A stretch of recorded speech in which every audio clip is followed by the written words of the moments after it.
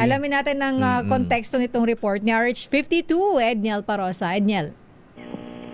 Pinabulaanan ni Mayor Francis Zamora ang ulat na nasa hindi maayos na kondisyon itong San Juan Medical Center.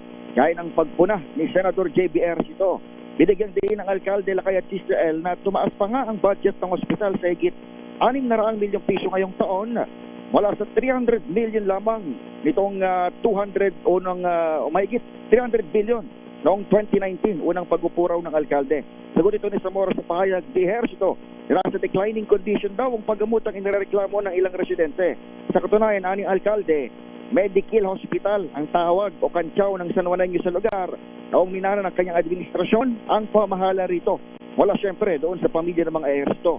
Sa ngayon, target pang gawin level 3 itong hospital at makamit itong Green Medical Center for Excellence sa pagtatapos ng buwan ng Hunyo. Secured na rin naman ang higit sa 500 milyong pisong pondo para sa mga bagong equipment ng San Juan Medical Center tulad na lamang ng MRI at isa pang CT scan machine. Bukod pa yan sa paparating na 11 station hemodialysis center, isang blood bank, isang surgical clinic at pagpapalawak ng surgical wing maging tertiary laboratory na may histopathology capability.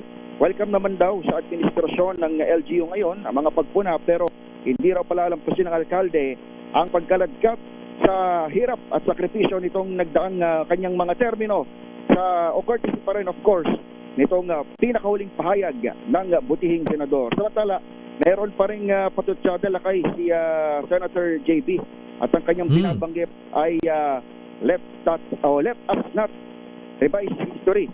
Hindi raw may kakaila na may mga improvements itong San Juan Medical Center pero para naman ng senador pabalik ay sana'y hindi isisi yung mga naging nakarang pagkukulang sa nagdaang administrasyon ng lokal na pamahalaan. Talaga dito sa San Juan Lakay, ang politika ay maamoy na sa himpapawid. Malayo-layo pa man ang local elections.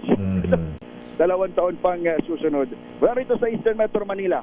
Ako si Edniel Parosa, DZRH. Una sa Pilipinas, una sa Pilipino. Maraming salamat, Edniel Parosa.